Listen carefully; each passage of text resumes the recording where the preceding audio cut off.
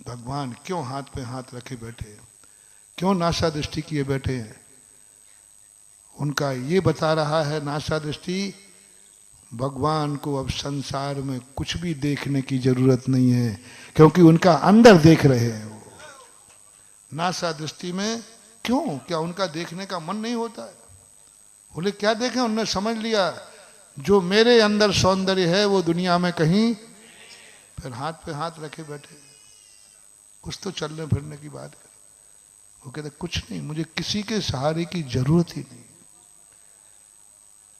जब तुम ऐसे व्यक्ति के संग में जाओगे तुम्हारी शक्तियां जागेंगी, तुम्हारी शक्तियां, क्योंकि वो किसी के पराधीन है ही नहीं, मन का भी नहीं, इंद्रियों के अधीन भी नहीं। जो स्वयं इंद्रियों के सुख में सुख मान रहा है वो तुम्हें क्या सुख देगा? तुम्हारी शक्ति कुंठित हो जाएंगी। जिसको इंद्रियों का सुख ही सुख नहीं है, ऐसे के दर्शन करोगे तो आत्मा का सुख प्रकट होगा। भगवान का दर्शन शुद्ध समय सार है।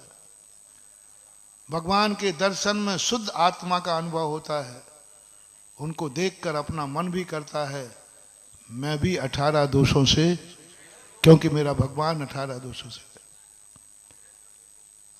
एक बार किसी व्यक्ति ने पूछा था, बिना नाम भी बता था, बोला जैनियों में व्यसन कम क्यों होते हैं? जैनी में व्यसन कम क्यों होते हैं? मैंने कही सबसे बड़ी कि उनके भगवान और गुरु में कोई व्यसन नहीं होता। क्या इनको व्यसन करने के भाव नहीं होते, या ये ताकत नहीं है इनमें व्यसन करने की? ताकत तो है, लेकिन उनके भगवान और गुरु व्यसनों से मुक्त होते हैं। जैनियों में संयम धारण करने की सबसे ज्यादा परंपरा क्यों है? अन्य किसी संप्रदाय में ब्रह्मचर्य व्रत की ज्यादा परंपरा नहीं है। श्रावकों को तो है ही नहीं। बहुत हमने पढ़ा कि श्रावकों को उनके महाराज लोग ब्रह्मचर्य व्रत देते हो, नहीं है। जैनियों में क्यों है? क्योंकि उनके भगवान और गुरु अखंड ब्रह्मचर्य व्रत का पालन करते हैं। अब ब्रह्म के बिना भी वो सुखी रहते हैं। तो उनके देख करके भाव आता है, जब मेरा भगवान और गुरु अब्रह्म के बिना इतना सुखी है, तो मैं ब्रह्म के अब्रह्म के बिना इतना सुखी है, तो हम क्यों नहीं अब्रह्म का त्याग कर सकते हैं? तो कम से कम अष्टमी चौदस का तो नियम ले ही लेता है। क्यों ले लिया?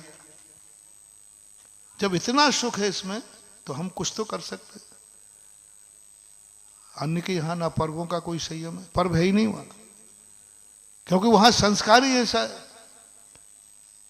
कहीं कई विचारक लोग हैं, क्योंकि उनके जो आराध्य है वो भी अब ब्रह्म से रहित नहीं है। आराध्य भी ब्रह्म से रहित, ब्रह्मवान नहीं है। गुरु भी ब्रह्मवान नहीं है। तो पर भक्त तो, लेकिन तो कुछ नहीं आएगा तो कम से कम ये भाव तो आ ही जाएगा कि एक देश तो स्वीकार करें, क्योंकि भगवान और गुरुओं का प्रभाव भक्तों पर पड़ता है। जा क्या नाले वहां के वैसे भर का, जाके जिसके भगवान गुरु वहां के वैसे भक्त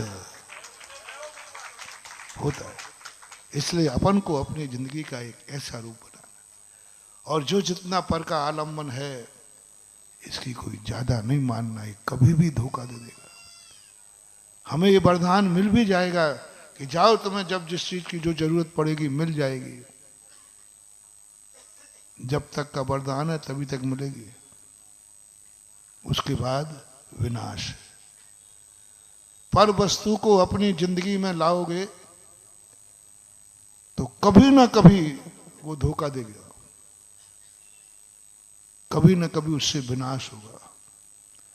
इसलिए कभी पर वस्तु को भी अपना उपयोग करना पड़े मजबूरी में, तो पर को पर मान के करना।